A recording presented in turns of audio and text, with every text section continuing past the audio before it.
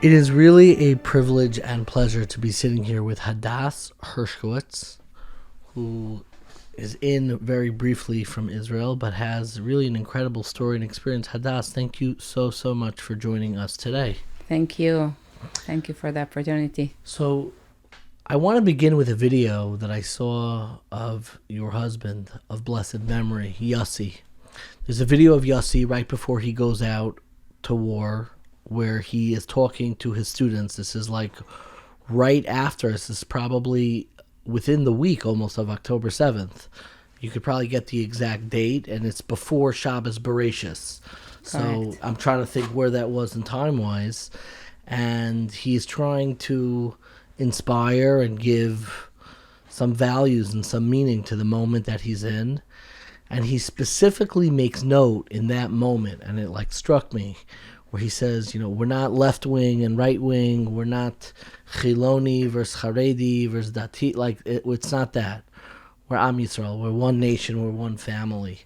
And I'm curious, why do you think that was his message at that moment going into the war? I mean, we're now over a year later, 2 years later almost. Year and a half, yeah. Year and a half. Yeah. And it doesn't feel that way anymore. It doesn't feel like as much like we're one. There's a lot of divisiveness that has bubbled up. Tell me, let's go back to that moment. Why do you think that was the message he was giving his students before he leaves to Gaza? So I want to go back to October 7th. We woke up in the morning and we were supposed to do Kiddush. Yossi was Chatan Torah a year before, and we wanted to do the Kiddush, and our son was very sick a few months before. So we started to get ready to the Kiddush, and then 8 o'clock, Yossi went outside to shul, and after 2 seconds, he went back, and he looked at me and he said, Des Milchama. And Yossi realized, my name, Des. Milchama. Oh, he called you Hada. Yeah. Des. This is Des Milchama. There's a war. There is a war. And it's unbelievable that Yossi realized so early that we're in a very serious and bad situation. And I think that he realized because a year before the war, the situation between the Milchemet Achim, the situation in Israel. With judicial reform. Yeah. Which tore the country apart. Yeah. Just months before. Yeah. So Yossi took it very, very serious. And he tried to find a way to change and to bridge and to make Karuv Levavot. Yossi was a person of connection. And on April before the war, I have a message that he writes, we're gonna get from the Kadosh Baruch Hu Maka Kasha. And in the end, it's gonna be okay, but we're gonna have our punishment. And Yossi felt that something needed to change. And I think that when he heard the bombs from Gaza, 50 kilometers, קו אווירי, אני לא יודעת איך להגיד את זה, from our house, he understood very fast that this is serious. And also Yossi was very connected to the Jewish history. And he searched the Holocaust and he found roots for so many people, their family roots. And I remember that he told me, listen, I'm thinking about our grandparents and I have to go to fight for them also. They survived the Holocaust. They wanted to establish our country and I have to be there. I said, listen, you're 44, you have 5 kids. Everyone has their own kids, but you have 600 students that needs you. So I wanted him to think. Because he was a Rebbe in... He was a principal in a big school in Jerusalem, and I wanted him to think where people need him more. And he said, it's not a question. This is what I should be doing now. I have to go fight and help our brother on Gaza border, and I have to try to save the hostages. He realized very early in the morning that there are some hostages, and Yossi has the ability always to see, the big picture. But you didn't initially, you wanted him to stay. I wanted him to do whatever he think that the most important to do. And I thought that he has so many students that need him. So, and he had celiac, and he was 44. It wasn't our story. Not a kid anymore. Yeah.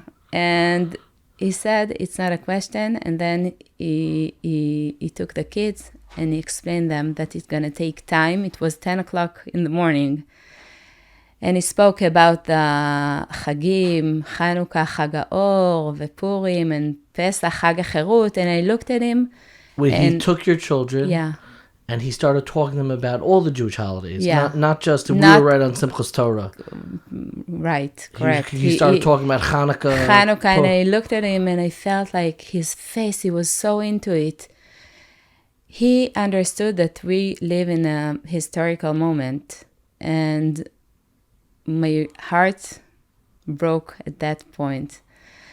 And Yosi left, and I stayed with the kids with the siren, and we had to lie on the floor. He wanted when he left, he wanted to couch and frame his leaving within Hanukkah and Purim, all of the great fights of Jewish history, where we're really kind of seeing world history unfold. He saw, this moment too. Yeah, this is our Hanukkah, this is our Purim. Yeah, I think he tried to connect the kids to the situation and to explain that he's going to fight for our country, for them, for our survival. And at that point, a week after the war started on Gaza border, Yossi found the strength to record this video. And I found so many versions of this video.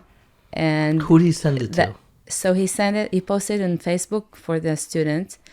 And I remember that I sat on the couch on Friday and I watched this video and I couldn't believe how Yossi at that moment on Gaza border, and he knew that they're going to go inside in a few days, found the way to speak education and find a way to transform the tragedy into a growth and healing moment. And it's so Yossi, it's unbelievable. And so many people watched even this on video. The border, he was still an educator. Yeah. He's still educating. It's something that we need so desperately in this moment, which is just not that so many of us just consume this through media, through newspapers, and we don't appreciate that this is a Purim story. This needs to be read like the Megillah, not like the New York Times, not like the Washington Post, or even Haaretz or the Jerusalem.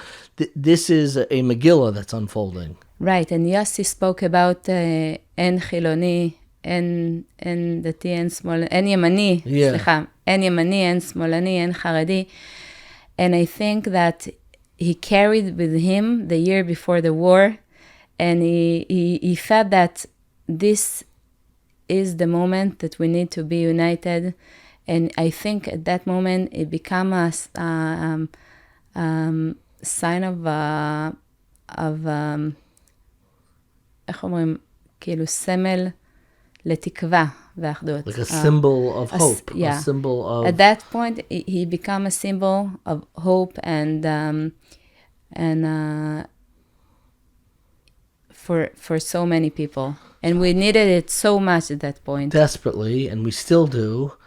Unfortunately, this is not a story that, has a trajectory of just hope. It doesn't just go up. Your story takes really quite a tragic turn, where Yossi, just a few weeks out when he was in Gaza, was killed.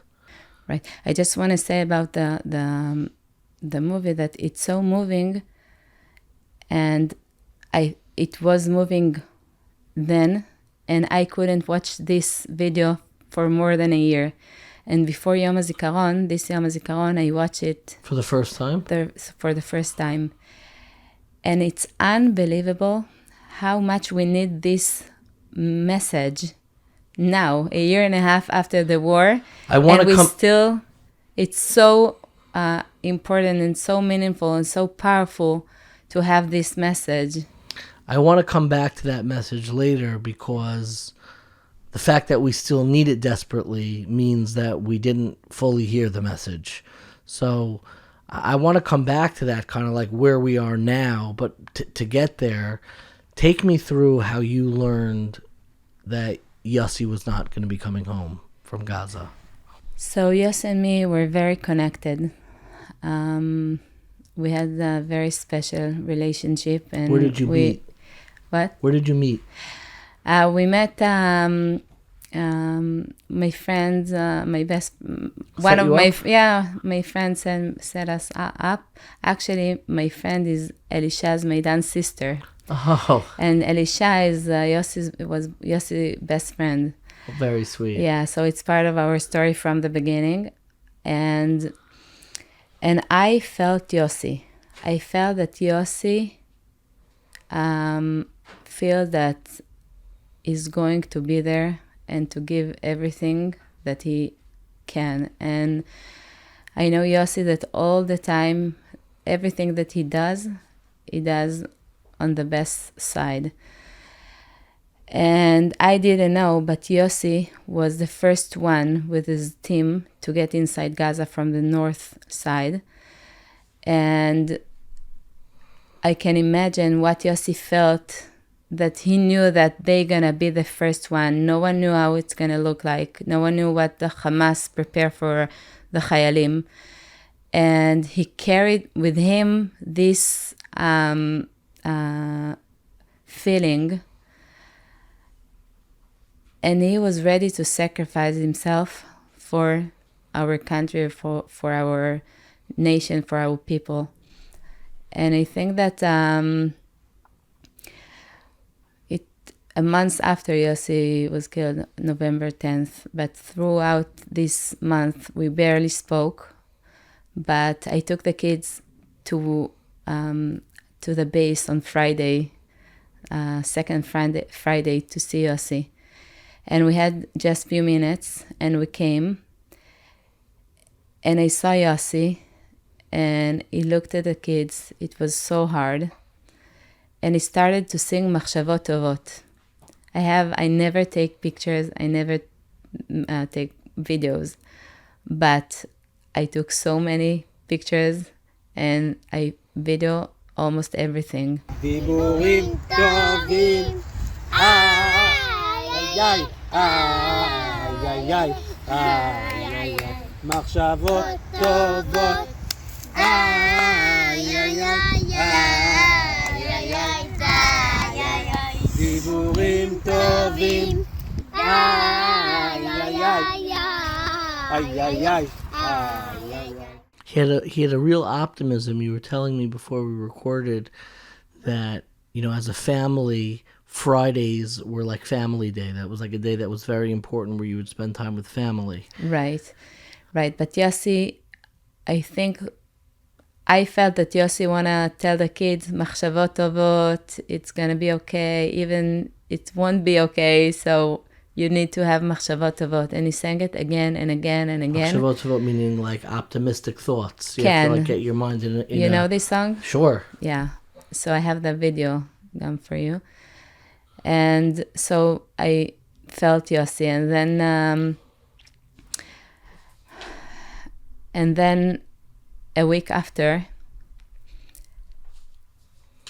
Yossi called me on Friday night. We finished the Shabbat meal, and the phone rang, and I saw Yossi, and I picked up the phone, and he told me, listen, I don't have time, but I just want to tell you that I'm going inside soon, and I'm going for unlimited time. These were his words. And I remember that I couldn't speak, and I wish him atzlacha. And then back then, no one knew what's gonna happen. Everything was unknown. The news didn't speak about what's happening in Gaza. So it took few days for us to hear that Tzal got inside Gaza. And I heard it in his voice when he said for unlimited time that he feels that he is afraid. And I'm trying to... So then he went inside Gaza, and I was very worried. And usually I'm not an anxiety person. Yeah. But I had like strong feeling that it's not going to be good. And so it's a long story, but my brother fought with Yossi, and his son was born with a serious heart condition, yeah. And he was in intensive care in the hospital. And Yossi told to my brother, don't stay with your wife, stay with the baby. But my brother joined him while they went inside. And we had the breath, and we thought that he won't come. And suddenly he appeared like in the movie. Your brother? My brother. And he came, and he couldn't look at me. He couldn't look at you. He couldn't look at me. And he gave me small notebook, small pinkas. And he said, take this from Yossi. And went. And he was very upset. And I remember that moment that I got this small notebook. And I opened it, and I saw a letter for me. And then for each one of the kids. And then for his parents. And I remember I didn't read the letters. He wrote a letter to each of his children. Yeah. To you and his parents. Yeah. Thinking that I may not come back. Yeah. And I remember I took this notebook, I put it in my bag, in my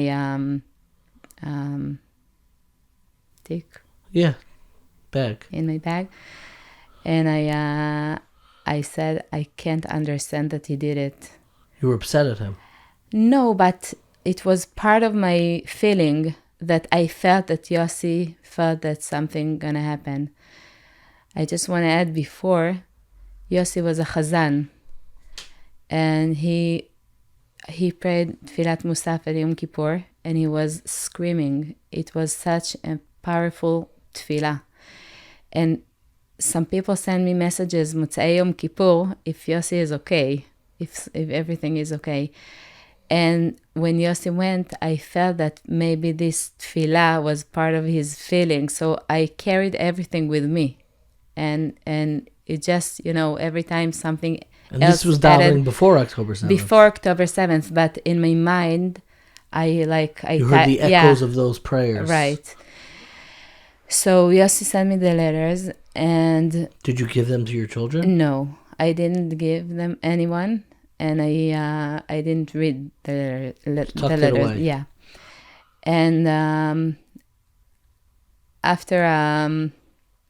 and I got a video, short video. They didn't have the phones, but they had camera. And someone that went outside sent me... Actually, it's Golan Vach. He sent me short video from Yossi. I have it. And when I watched it, I knew. He looked like he was very, very merugash. Emotional. He was very emotional. And he couldn't stop talking. And he spoke about that he wanted us to be happy. And this was one more piece that I said to my friend, look, I know he feels something bad. What do you think it was? Meaning, it's so interesting, the person who is emphasizing and singing Machshavot Tovot with your kids, something changed when he came into Gaza. What do you think it was? I think he carried both. He really wasn't optimistic, and he tried to fight this thought, but he knew that he going to be the first one to get inside Gaza, so he knew that something might happen, and he took it into consideration. So then, in the end of it, we had anniversary the same week, and Yossi recorded through the red phone. It's a special phone that they have to connect with IDF inside Israel. And he found someone that recorded through the phone את הקשר, איך אומרים קשר? Connection? לא, like, של הצבא. Like the walkie-talkie, or yeah. Yeah, so he found someone that recorded it and sent it like voice. Wish me a happy anniversary. That was also the same week. And then on Friday, I woke up and I was a mess. I felt so bad. You felt dread. Yeah. And I tried to help myself. I remember I went to Jerusalem to meet a friend, and I told her that I have such a bad feeling, and I'm trying to not feel that way. Stay but positive. it's bigger than I could do. And I came back home. Shabbat started early, like about 3:30, and I came back. It was 3:00. I sat on the sofa, and I remember that I have such a bad stomach pain. And my neighbor just came in to take something, and I grabbed her hand, and I asked her if she can sit with me. And I said, I don't know what to do. I feel something bad is happening. And I knew that I need to light the candle and to take big breath and be there for the kids. And I light the candle and I ask Hashem to help me.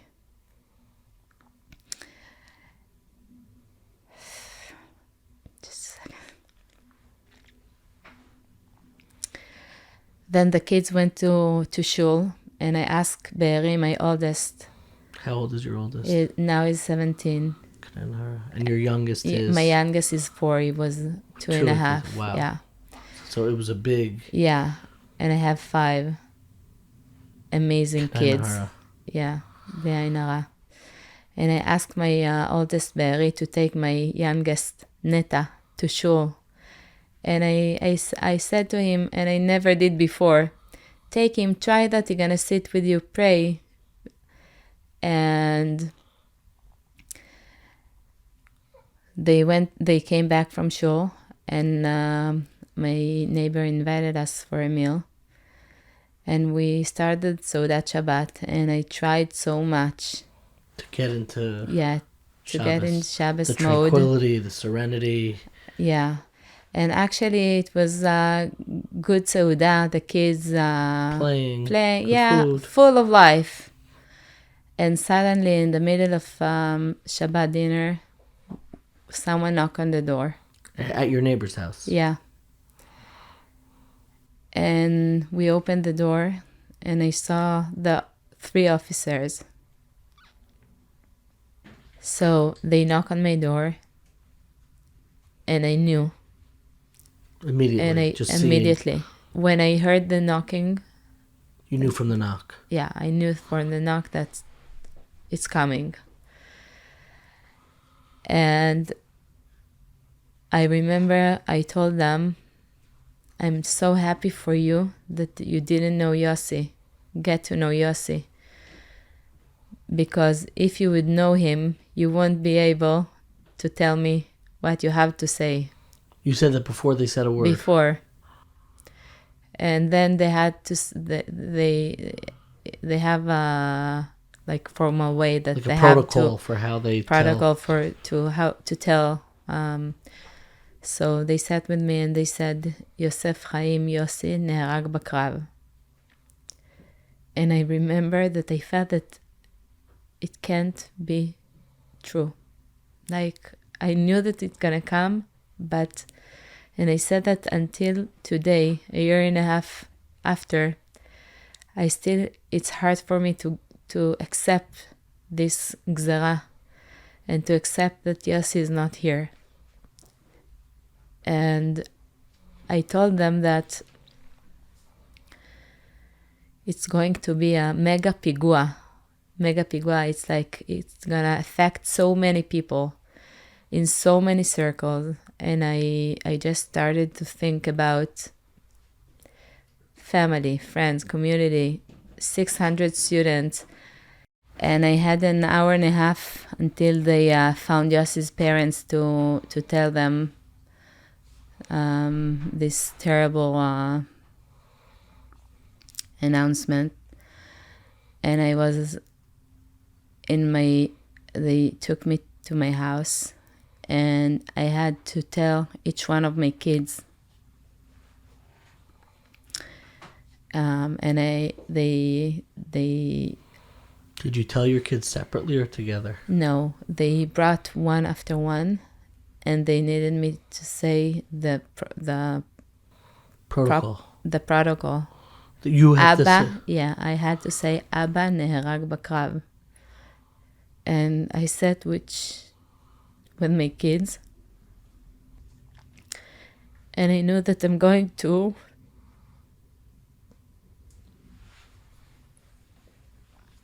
tell them the worst thing that I could.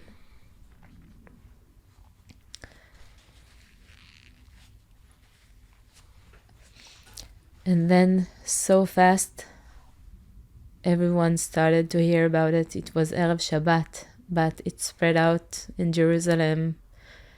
Yossi's parents lived there in the school during Shabbat. It was terrible, but I just want to come back to what happened to them. So while I sat on my sofa and felt the stomach pain, actually we knew that we're supposed to go out to rest a little bit, but the intelligence got an information that hostages may be stayed near there in the mosque. So they got just one more mission before, and then they had to go and found a tunnel, and on Knisat Shabbat b'diuk 3:30, Moshe Leiter announced in the Kesher, we found the tunnel, Shabbat Shalom.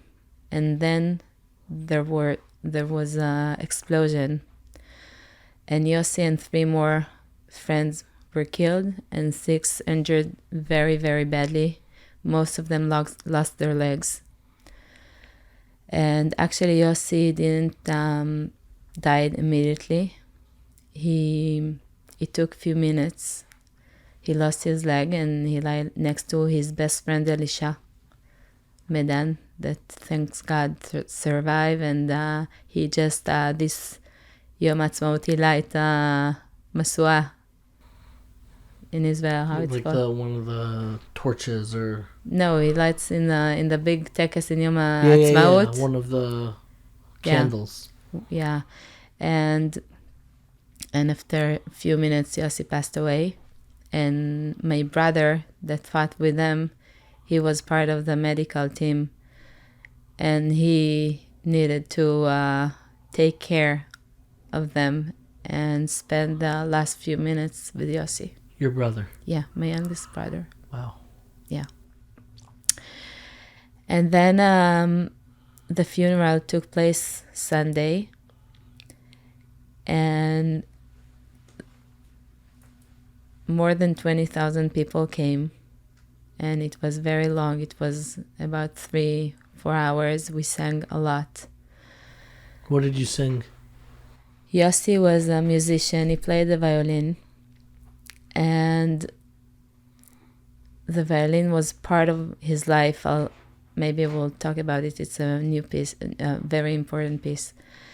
And we brought Yossi violin, and his violin teacher, played in his violin, and we had some more friends that played, and just we sang and sang. They brought Yossi's violin to the his funeral. Yeah, and it was before the October 7th Levayot needed to be very fast. So Yossi Levaya, he was one of the first one that died that was killed after October 7th. So thanks God we had the time. Actually, he was the third one to bury that day.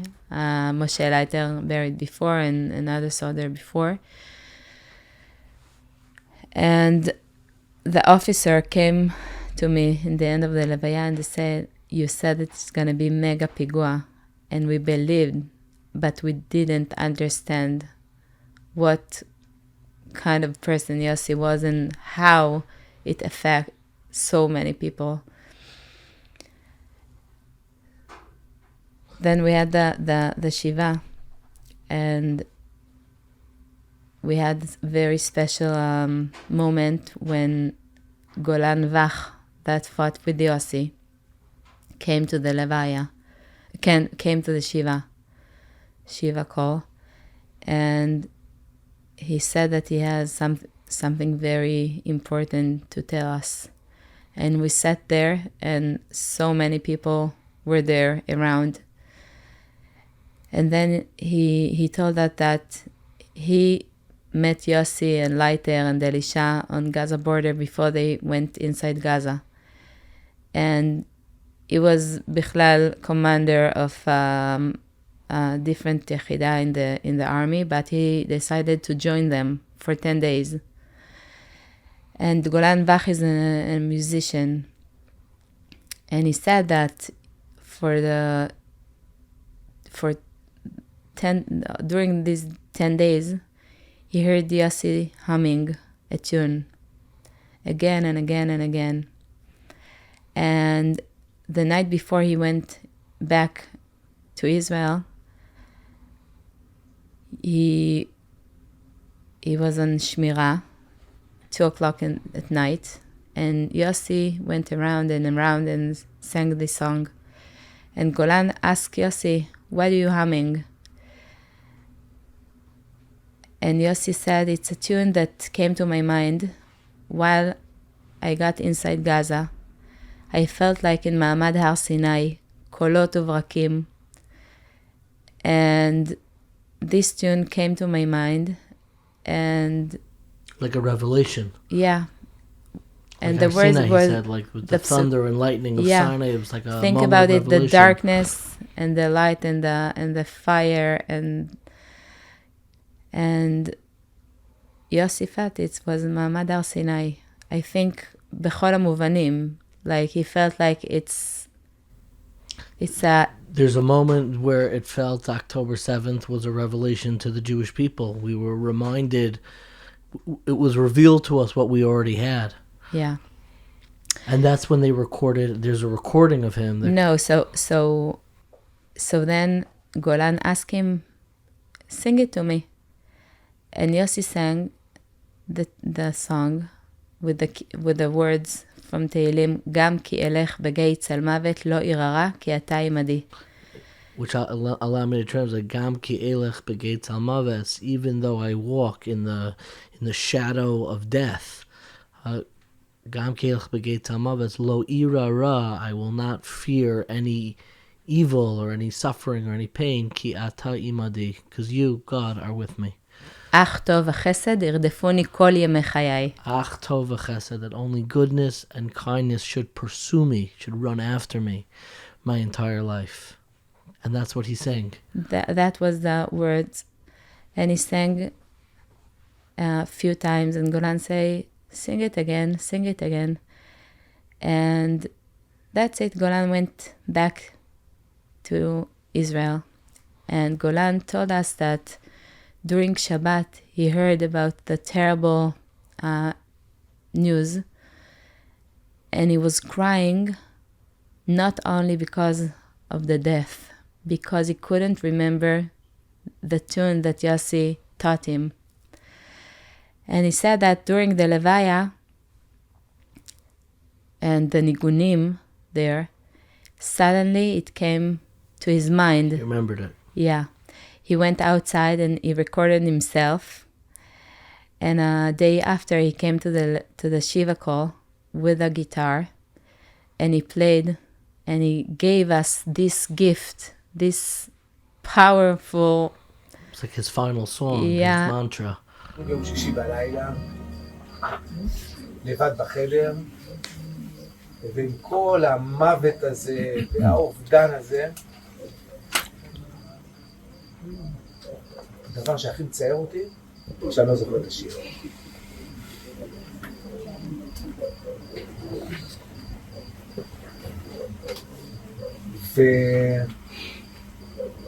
ובהלוויה, נזכר. And I feel that this is an unbelievable story.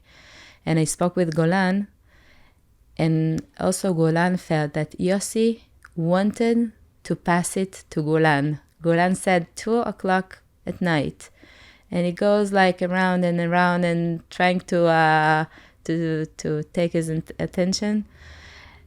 And I know that Yossi wanted to pass this tune. And I also know that Yossi chose these psukim because he was afraid. And he wanted Hashem to be with him. And he wanted Hashem to give him koach.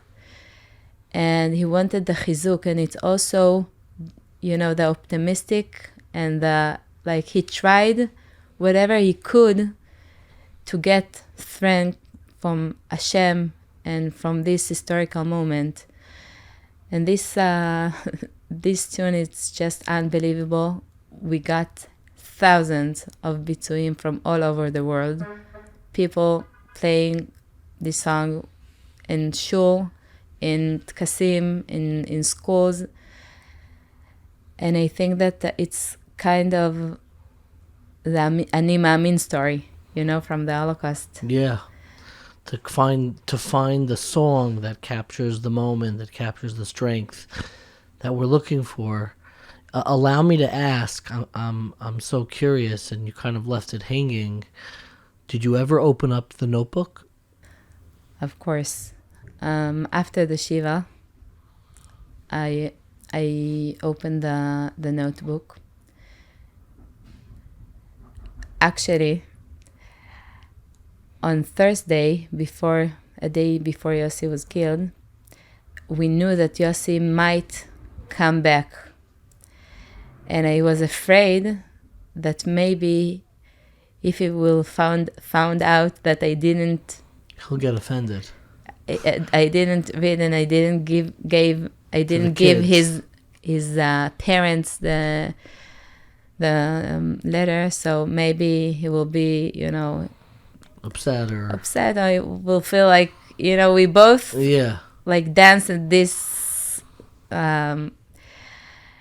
and so I remember 7:00 in the morning, I took a picture and I sent his parents this letter, and it's unbelievable letter actually.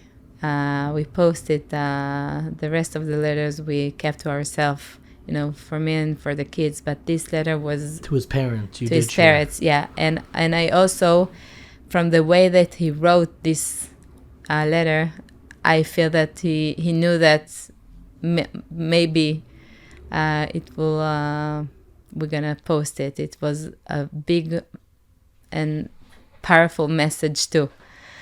Do you remember what it was? So he wrote to his parents that he thanks them on the way that they educate him to ask the question what he should be, not what he should get, what he should be doing. What he should be giving, not what he should be receiving. מה אני יכול לתת בכל רגע ורגע. What can I give at each and every moment? למען העם והמדינה שלי. In order to support my nation, my people, my state, the state of Israel, the people of Israel. And this was Yossi. He always Can you repeat that one more time in Hebrew? It was very beautiful. כן. הוא כתב שהוא מודה להורים שהם חינכו אותו לא לשאול את השאלה לא מה מגיע לי, אלא מה אני יכול לעשות בכל רגע ורגע למען העם והמדינה שלי. What could I give at any moment for my nation, for my people? That is very powerful. I want to like shift for a moment. Like the strength of Yossi is so awe-inspiring and so heavy. And here we are a year and a half out. And like when I watched that video, I remember those moments. I think I may have even seen that video because it circulated. Right. And people saw it. And you know, we're almost 2 years into this, and it feels like it's a new paradigm.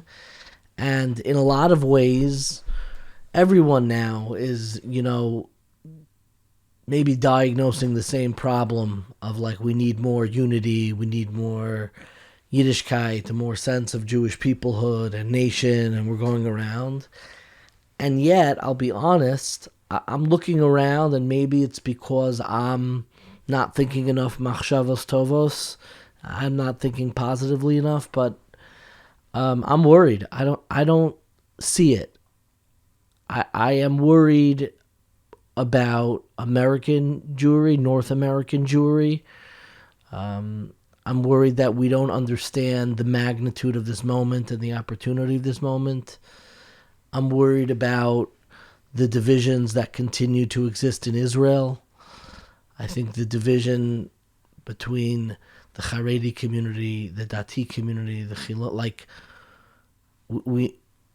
everyone needs to contribute to this model, to this country, and figuring that out without making one community, you know, feel like they're being, you know, hounded or their Yiddishkeit can't continue. These are questions that, like, I sit up at night trying to figure out. I don't see the path. Like, I'm genuinely worried. And do we have, and when I say we, I mean the Jewish people, do we have the capacity to continue this? Do we have the shoulders? So I'm curious from you, you know, you have the image of Yossi, and then you have the pain that you're living with. How do you still find strength, if you even do, to continue Yossi's legacy, that optimism, the machshavos tovos, and not get crushed and lost in the gates al-maves, in the shadow of death? It's such a good question, and this is my, you know, my life journey now. And I'm trying to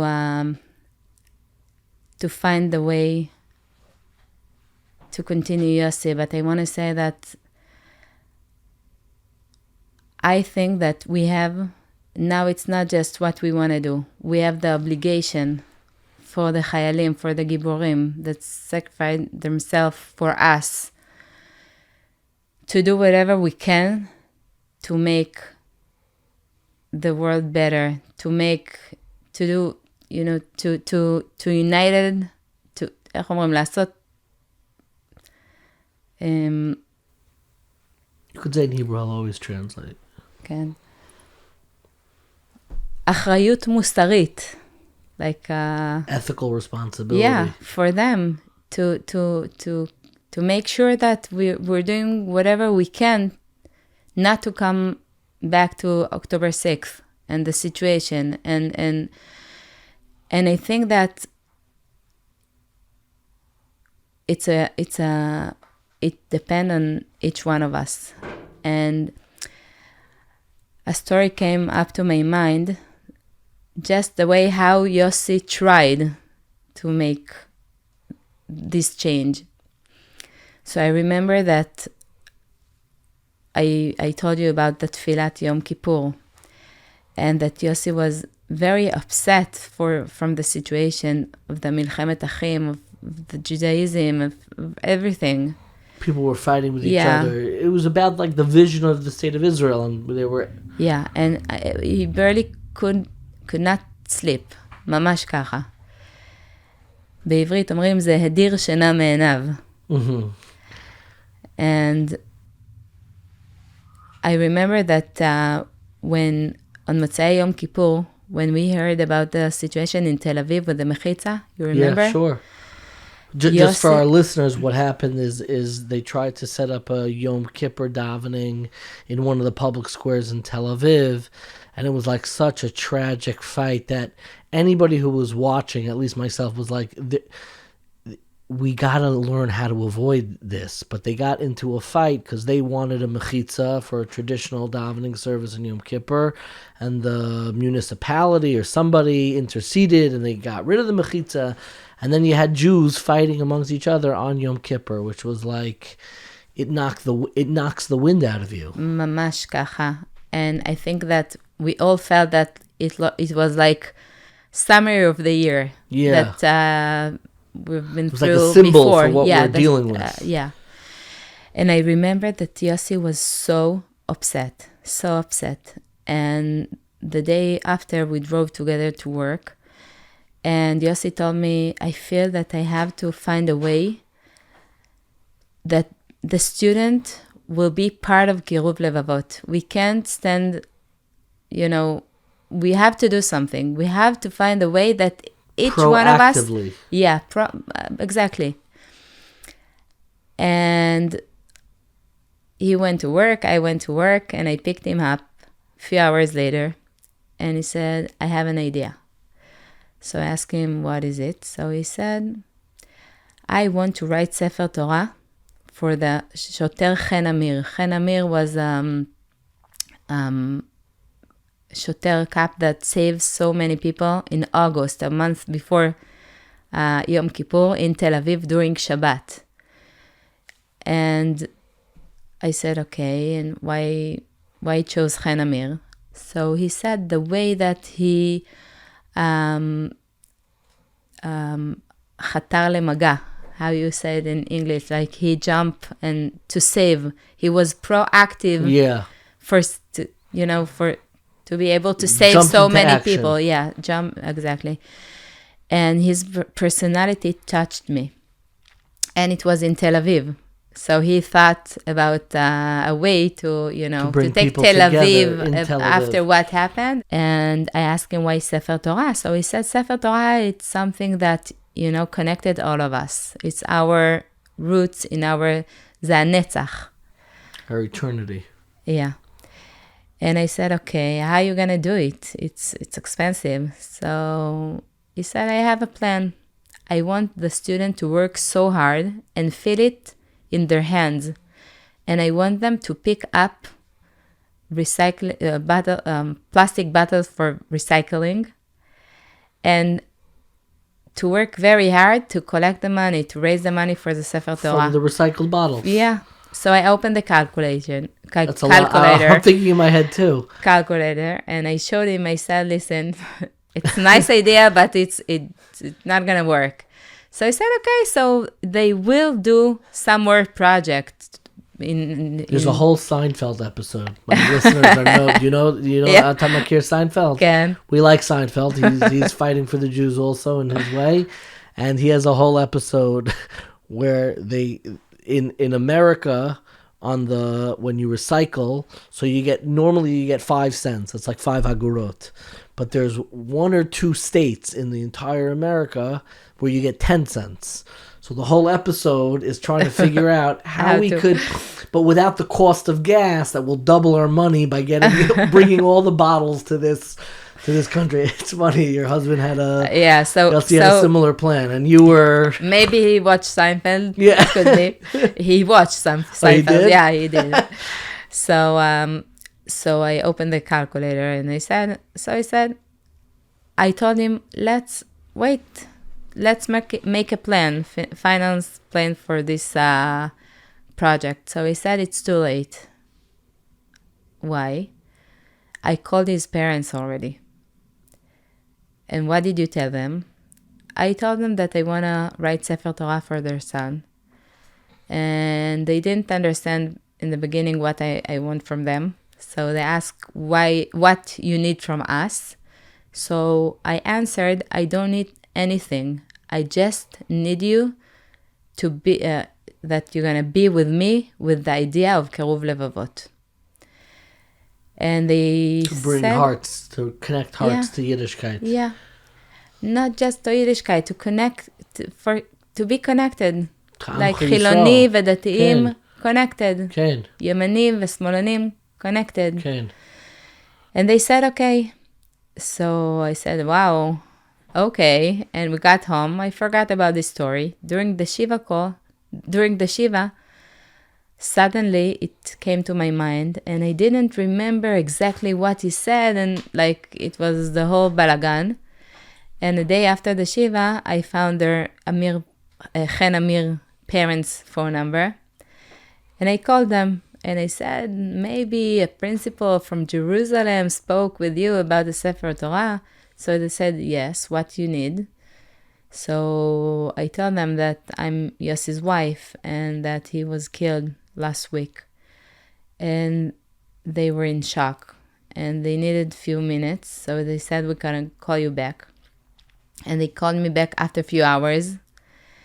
And Chen Amir's sister told me that Chen Amir's family lives in Kibbutz Re'im, in Gaza border. And they were 26 hours in the mamad. And they survived October 7th.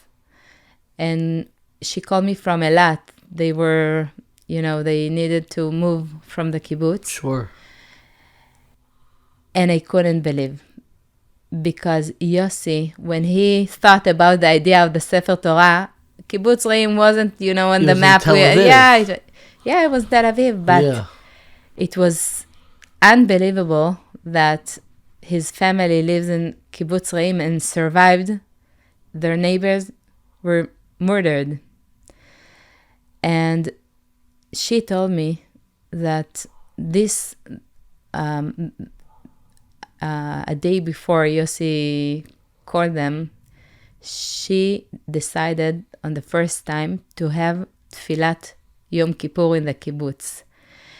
And because for her brother, it was a month after her brother was killed, and she felt that they need to have minyan. And in the kibbutz, they said, no, why you need it? We don't need shul. It's time of balagan.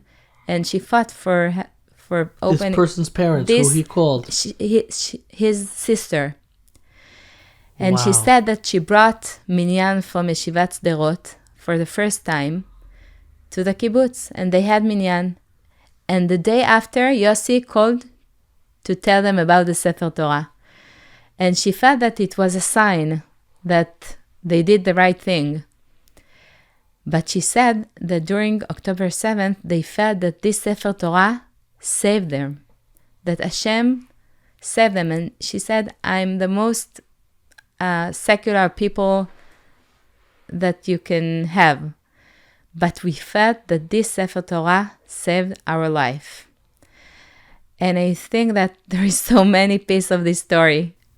No, it's incredible how the part I find so moving is that what drew him is like this divisiveness that was happening in Tel Aviv, and it led in many ways this very same family, the same child and brother, that brought and said, let's move closer to connecting. Let's bring in a stay road. It's not so far. Exactly, and let's be proactive.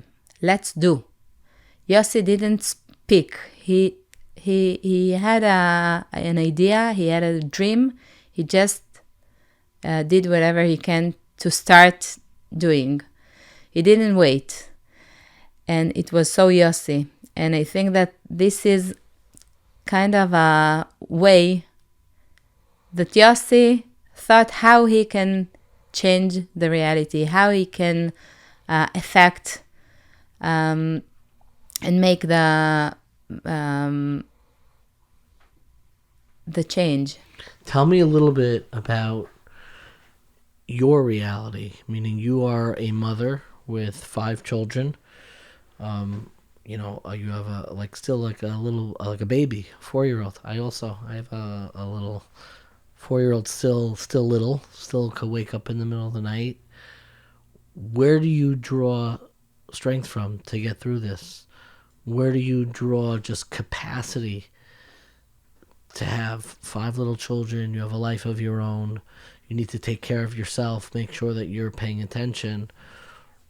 Where do you turn to get support in the aftermath, after Levaya, after Shiva, after everybody's singing together? Now it's quiet, and it's you and your family and your own life.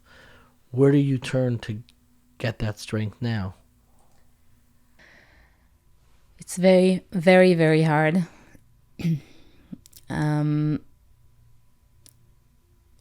We have a hole in our heart, mamash kacha. I feel like a chatzi ben adam. Half a person. Yeah, and I think that it's a fight every day, and it's not a... What do you feel like you're fighting against inside? I have to fight to get up in the morning. I need to choose in life every day. To choose life actively every day. Every day, and sometimes few times during the day. Yossi he was very busy, but he always was very dominant.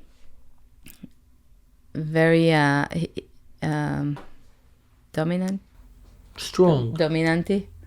Yeah, forthcoming, dominant. In our house, in presence. בבית שלנו, yeah, it was, and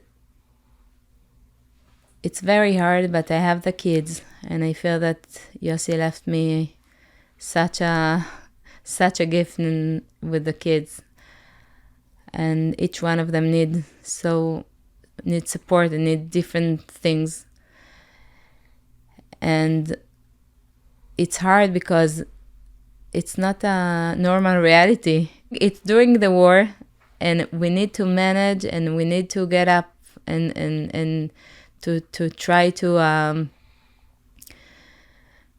live, and we have to run to the shelter once in a few days, sometimes every day, and the war is still happening, and they're afraid. It's crazy reality in Israel, and we have crazy reality in our house, in our family, in our yeshuv. Yossi was very dominant in our yeshuv. You have a very remarkable yeshuv, I believe, right? You have a yeshuv where adults who have cognitive disabilities, like their special needs, are able to live and have work and are integrated as a responsibility, that the entire yeshuv takes responsibility, the community, to make sure that they're taken care of. Right. Not because necessarily they're family. No, they're not their family. Our community is about 50 families that chose to be part of this idea. שכל אדם יש לו מקום בעולם, and we wanted to raise... Every person has a place. And you come from a community where, they say we have a place for everybody isn't just a slogan, it's not just a bumper sticker. Absolutely. People with special needs, not family, not the children, from other towns, from other places, they have a place there. Right, they live between us in apartments, and each one of them has משפחה מאמצת. That like an adoptive family. Yeah, they come once a week for Sudat Shabbat. But they part of our community, they're part of the shul. We have Gabai with Down syndrome, and it's not beke'ilu. He actually really takes responsibility. One of the Gabayim is with... Yeah, and he has his tafkidim and... his jobs, responsibilities. And This is the Nakuda. This is the point that I am envious of the people of Israel, because, and something that I've said many, many times, I'm North American Jewry. It's much easier I call it, there's a word in English called gerrymandering. You can draw the boundaries of the community any way you like. So this community is for, the wealthy people. This community is for the Haredi, the frum. And this is for the secular. And this is for the special needs. And this is for the really intellectuals. And we have these communities very often where we don't push ourselves as hard as I think we need to say Judaism is for everybody. Yiddishkeit's for everybody, and we need to find the seat for everybody. And that you have a community where young kids are growing up seeing it changes you as a person. Right. When we went to Shlichut at SAR in 2012. As a couple, you came with your children. Right. We had two, and I gave birth here. We have one American. Yeah. And when we come back, we wanted to find a place in Israel that we're going to have meaningful life. Because here, we felt that we have so many, we felt that it was so, we did something important. And we found this yishuv, and we came from Riverdale to this small yishuv. We live in caravan, in very simple life. We have beautiful house, but it's a caravan. And it's also piece of this, what we spoke about פשטות, לחיות את החיים באמת.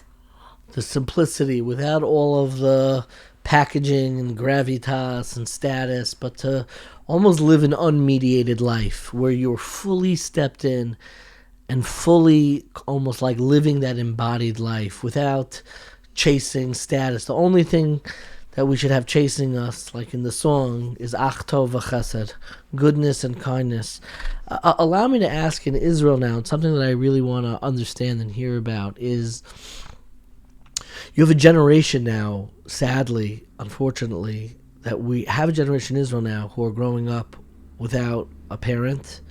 You have parents who are growing up without a child. And I can only imagine that there, and maybe I'm wrong, that there are like networks where other people, other families, children who have lost parents, spouses who have lost husbands. Do you get comfort from interacting with other, in Hebrew it's an almanah, like a widow? Does that, sometimes, and it's always interesting, everybody has their own personality for how they mourn and process suffering and tragedy. It's what makes us most human. Like, part of coming into existence is processing the suffering of just being alive and just going through. And I'm curious to hear for you how you relate, because it's a collective trauma. Everyone's going through this now. Mamash. How do you relate to other families? It's like, look, I just want to be with me. I remember I asked somebody who was on 1840, whose family went through something horrible and tragic. And this mother said, I don't want to speak to the other. It's not for me. It doesn't work. And I'm curious for you how you relate to the collective component, the national component. You have such a good questions. Oh. So I never thought that I'm gonna, communicate with other families or widows, because I have so many people in my life. I have a big support family, and friend and community. Thanks God, Baruch Hashem. אני מודה על כל מה שיש לי. But I found, you have. Continue. I found that this connection with others that in the same situation, it started with my kids, that they went to camps or events with other widows from the war. And my kids came back and they said, wow, we felt so good. We felt like normal. We felt like we can be ourselves.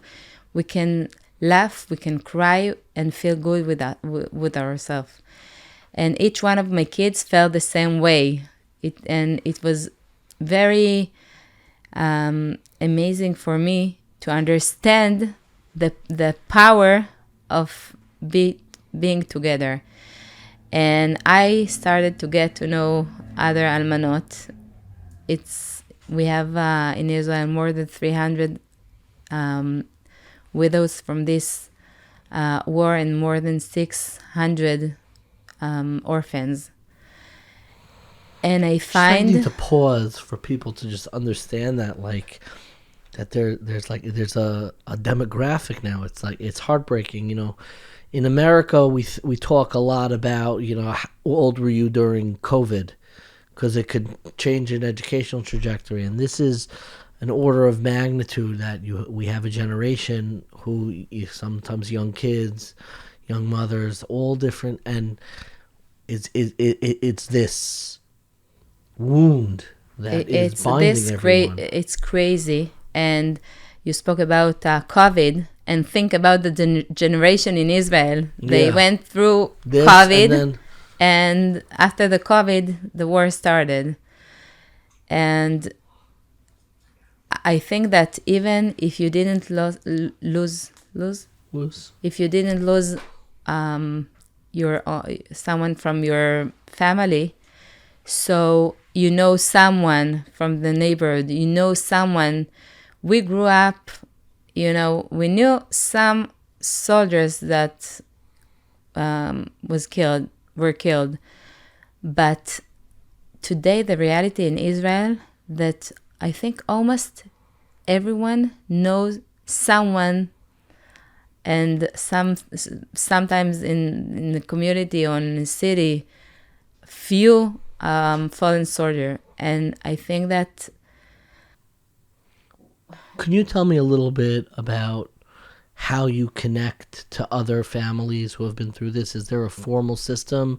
Is it like group work where you're able to sit together? Tell me more about the special, just comfort or perspective that you've only been able to find, not in your regular support group, but specifically people who have gone through this. So we have WhatsApp group, and it's so sad to see, you know, every few days another widow is added. And we have some groups. We have like collective group, and we have group for women in my situation, around my age, with several kids. And, you know, we have to get so many decisions with the kids, with so many things in our life. And I think that this group is many times help to get the right decision, because we all going through this parenting process by yourself with young. And sometimes if I will ask for advice, someone that don't understand exactly what I'm going through, even is very close to me, it won't be the same feeling that I'm gonna feel from other widows. Can you give me an example or a question, or even like, you could be as broad or as specific as possible, something that, like, this is the kind of thing I need to discuss this with a group. It doesn't work with just you know, I'm very close with my neighbors on both sides. We're very, very close. We're literally like family. So I know what it is to feel very, very close to your neighbors and community. But sometimes you have certain things where it's like, this can't be discussed. It can only be understood by somebody who's been experienced it. Absolutely. There are so many things. I'm trying to think about an example, but first of all, there is piece of it deal with us, and different piece with the kids. So with the kids, many situations in school with teachers, or with friends, or to send them to, you know, there is a יום הורים, ערב אבות ובנות, כל מיני... All of the programming that schools do, that's parent-child learning, parent-child, So it's this I mean, you don't blame the school, obviously, you understand, but it reawakens that womb because we're so family oriented. Right. And also we got so much support from our family and our community, but sometimes, you're having a hard time, with כל מיני שאלות או כל מיני decisions, and you have your second family from Yossi's side, from our husband's side. Your in-laws. And so, in-laws, so many, things that we have to decide and to be very sensitive. And I can say that the loneliness, it's something that באמת only who go through this experience at night, in the end of the day, you're alone. Even I have friends and support and family, but at the end of the day, you're alone. And I think that this piece, this part, we have this group that we can share what we feel. And we have some... we have ארגון יתומים ואלמנות, and we have like formal organizations from the Medina. Yeah. But there are a few organizations in Israel that really helps us a lot with the kids. And do you want to mention one? Yeah. What do you think we have... אני לא רוצה לעשות בעיות, אבל we have one family in Keren Kobe, and we have some private, charities, charities and people that just wanted to help us, and they organize, a retreat or fun day. And this day I found so important. Fun day. Not for the fun, for the, to be a few hours together and to speak, and as a family, as a family, but gam with the just widows, the kids. With the widows, with just the widows, have a fun day, and it does not need to be fun. Where do you go? It just need to be a place that we can sit and talk and share and cry and laugh, and I found it very, very important. You're on a trip now to the States, and what's so interesting is you're not coming to the States for the first time. You were, as you mentioned, a shliach to SAR, a elementary school and high school that we have a lot of connections to, and really they just do incredible work. But leaving that aside, one of the things that happens is there are very different cultures in North America and in Israel, and we each relate to October 7th in very different ways. I feel like in Israel there's something very visceral, very tangible, and it's still going on. It's not like the past. It's not like, while in America, again, different communities respond and relate in different ways. But I already see the danger of it becoming, another Memorial Day. Yeah. You understand what I'm saying? Absolutely.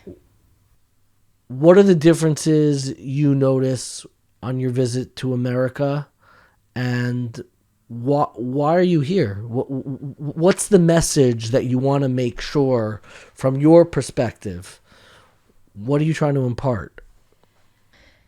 So... actually, I felt when I spoke with the students, and I spoke with, I think, more than 1,500 students during this week in high schools, different high schools. And I tried to picture them, the reality in Israel. This, I think... this is so important before we speak about the Chayalim, before I speak about Yosi, before I speak about anything, just to understand that while I spoke in one of the school, I got the alarm that my kid need to run to the shelter. So just the reality in Israel. As you were speaking. and I needed to call them, and I told them to go to be ready, because in few minutes they're gonna have to run. Now in Israel you get alert 5 minutes before, because if it's from Teman, they have the time. If it's from Gaza or the north, or so we don't have time. But for now, if it's from Teman, I have 5 minutes to get ready. Yeah. And I try to picture this reality, and I think that to be able to understand, like I said, that Yossi felt the historical time, and to stay there, not to go on and move on and forget what happened. And I spoke about Yossi, and I spoke about the responsibility, the achayut musarit, that we all have, even here in America, as a high school student. You have the responsibility and you have the ability to do good and affect the world and make the world better. And I showed them few movies that Yossi spoke, because I think that Yossi can do this job the best way. And I shared what Yossi was when he was alive. And I said that while he was alive, everyone knew that he was so special, and everyone knew that he was something else, משהו מיוחד. He was so modest, and you couldn't, if you would meet him, you won't know what there was even anything. כן, לא יכולת לדמיין כמה הוא מיוחד. ומה הוא, וכמה... He didn't walk around like, wow, look at me. ממש. There was a modesty. And he was a people person. He saw everyone. He saw the individual, and he had the ability, to be there for whoever needed him. I want to ask, do you mind if I ask one question about... And I'm sorry to even interrupt, because he's so incredible, and you have this legacy and personality, and I guess I'm asking this question almost like for my own help, for just to be able to make sense of the moment that we're in. We're a year and a half, we said, into this. And there's been a tremendous amount of disappointment at how it's gone. And there's been a lot of anger that people feel. People are angry at the Israeli government. People are angry at Haredim. People are angry at the hostage families. They are. There's anger in so many... People are angry at diaspora Jews in all directions. I'm curious for you. Do you struggle? Did you have feelings of like anger? And you almost begged your husband not to go. You said, you're 44. This isn't our parsha. We can just live out the rest of our lives regular. I didn't mean this way. Yeah. I just thought that he had so many. He had השפעה כל כך גדולה on so many people. But not at Yossi. כן. לא, אבל לא רציתי שהוא יישאר רק שזה יהיה, לא רציתי שהוא יישאר כדי לחיות את החיים שלנו.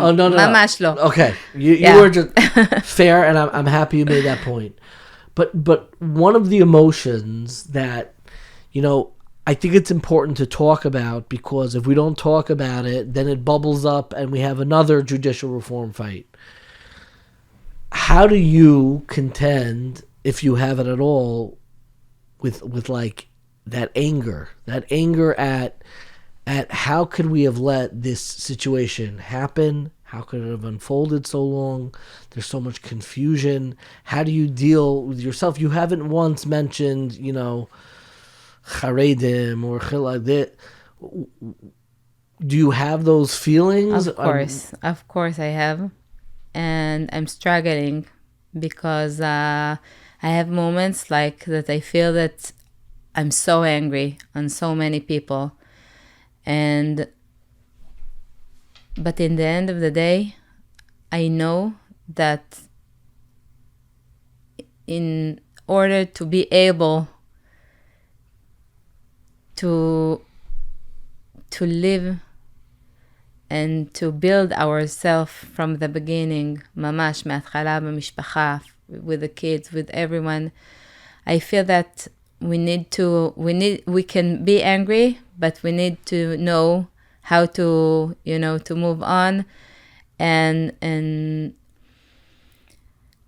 I feel that if I would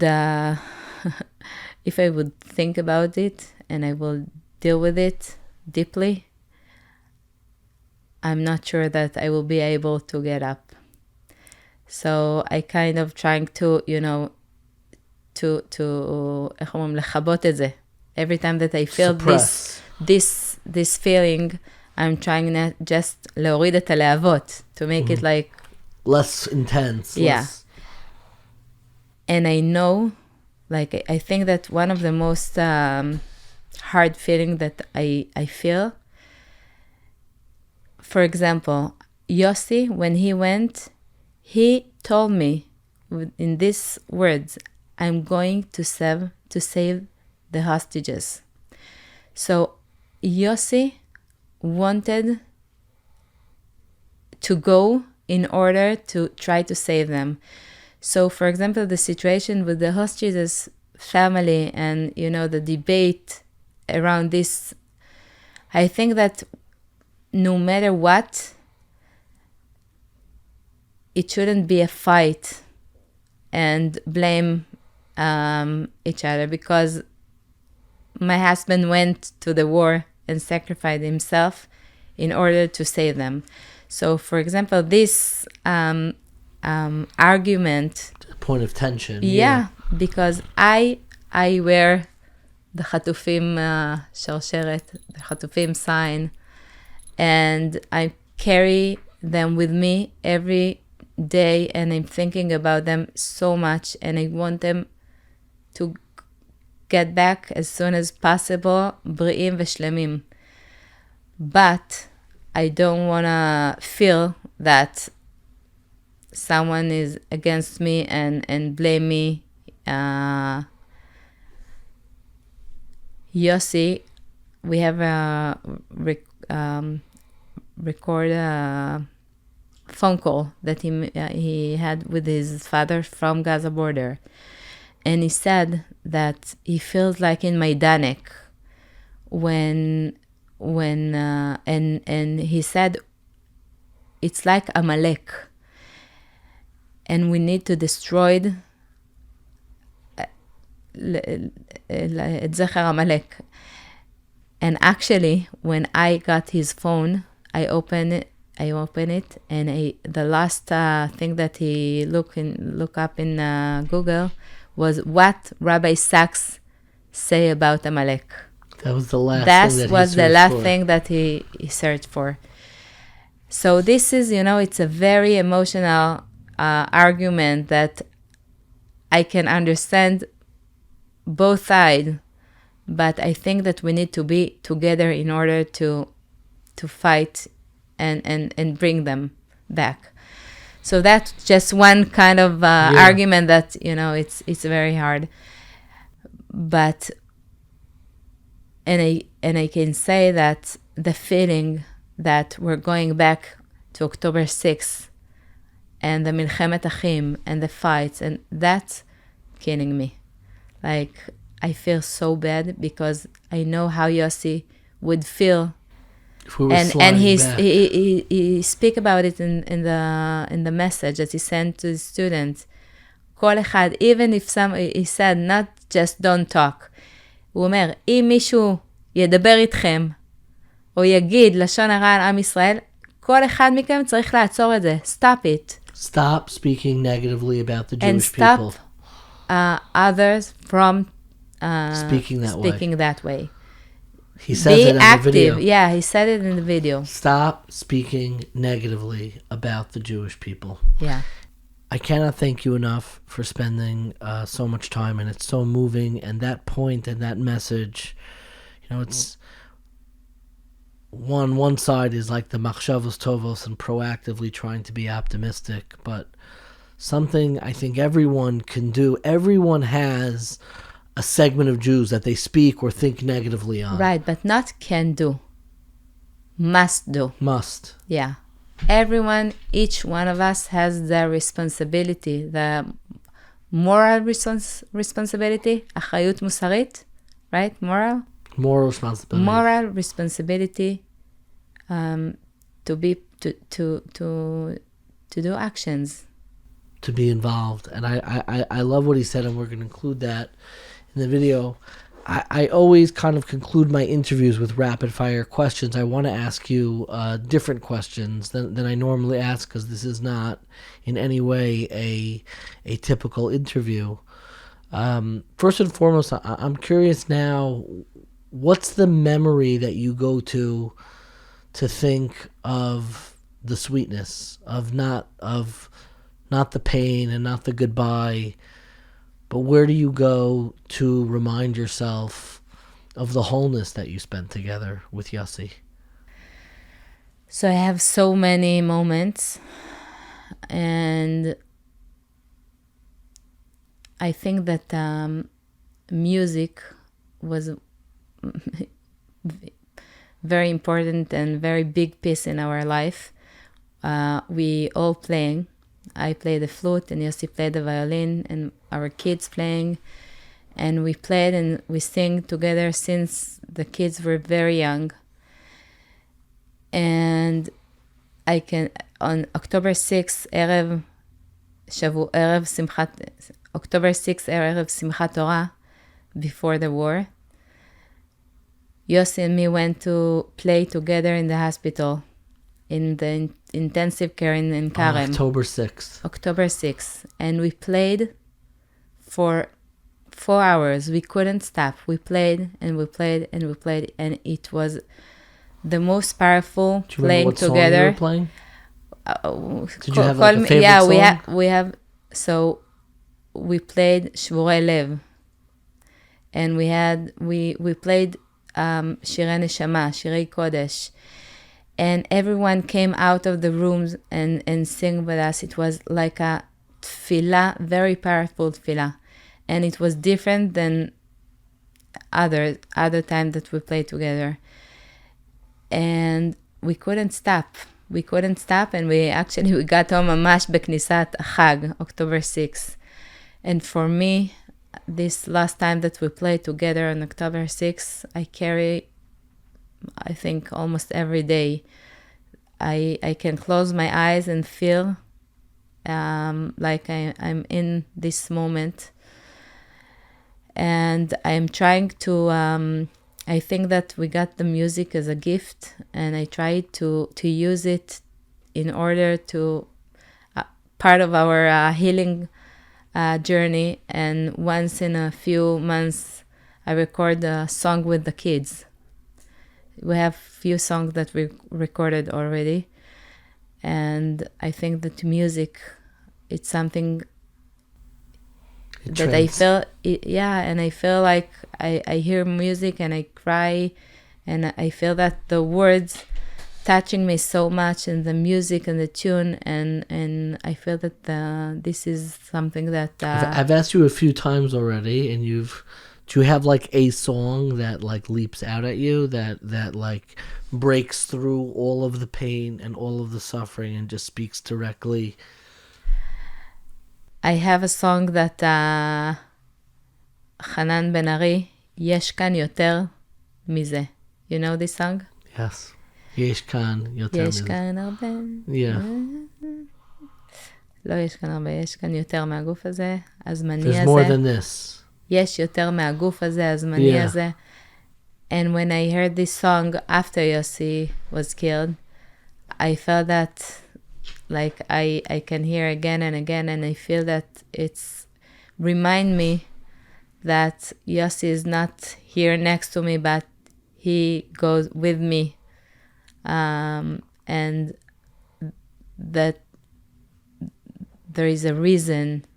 It's hard for me to accept it and to understand why, but there is a reason, that something bigger than הגוף הזה, הזמני הזה, something bigger, and I feel that Yossi, during his life, he lived in that way, that באמת, כל החיים שלו, he did תיקון עולם, כל מה שהוא יכל, every time he was such a באמת צדיק, and he used even the violin, that, you know, he played the instrument, but he carried the violin with him every day to everywhere, and he took it before they get inside Gaza. He played for 300 soldiers that got strength to get inside Gaza. He used the violin, as you know, and every week, for years, he went to hospital to play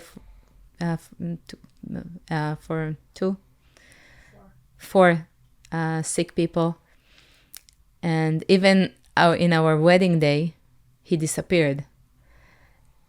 And he answered after a few hours, and we said, "Where are you?" He said, "This is my happiest day ever, and I had to go. I had to go to make other people happy." So he lived on the day of his wedding. On the day, yeah, he just disappeared. It was my happiest day ever, and I had to go and make other people happy. My final question, which is, I don't even mean it as a rapid fire question, but it's an important question. You, especially with what's happening in Israel, our relationship to HaKadosh Baruch Hu, to God, to religion, to our own lives can get so dark. And we can look at Yiddishkeit, we can look at our own Judaism as being the shiftecha umishantecha, like the not the support, but the rod, the beat. Like we feel like it's hurting us. This is the continue of Yossi, Ken? Yeah. The psukim. של גם כי ילך, בדיוק. So I'm curious for you, Hadas, or what he called you, Des. I'm curious for you. Undoubtedly, this has a role in one's ability to daven and to feel connected and to kind of make sense of their own life and what divinity even means when there's so much darkness. Where do you turn, if you're able to find it at all, to find some lightness in your own relationship to God, to Yiddishkeit, to Judaism? So it's not easy, I have to say.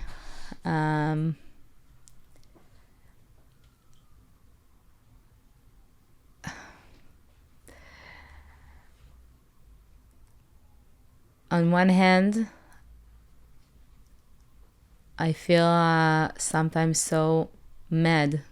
You know, it's hard for me to accept this, and I'm mad at him that why it happened. How like such a person like Yossi, how, why, and so many. And you know, every time that someone kills, I feel it again and again and again, like the feeling that it can't happen, this reality. But then I can say that I feel ashamed, and I feel that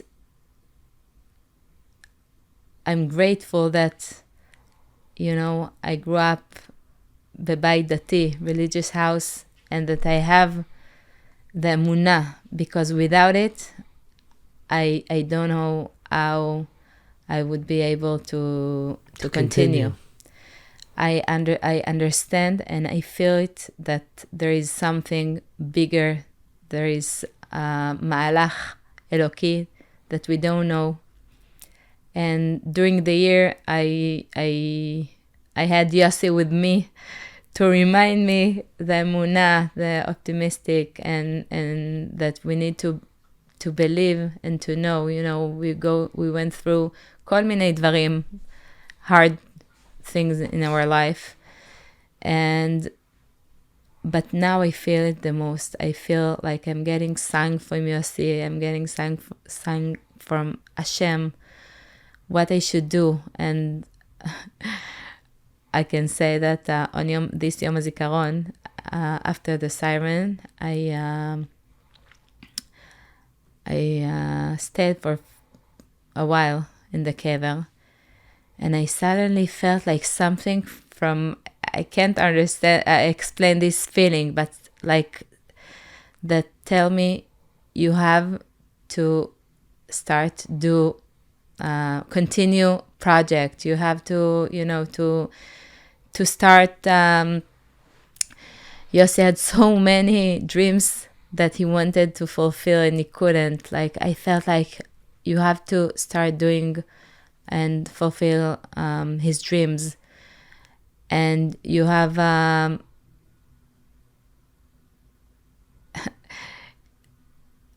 it's hard to find the right word to express it, but I just feel it so strongly.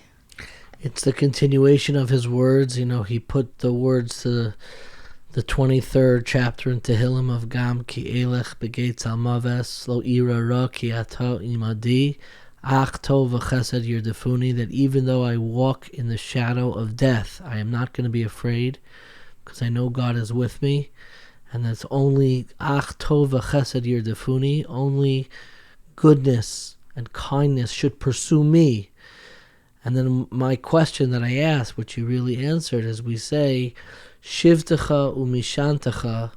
Shevet is a stick, and shantecha is more like something you use for support. But a shevet is usually a rod that you hurt somebody with, that you hit somebody with. But in that verse, it says, shivtecha umishantecha hema yinachamuni.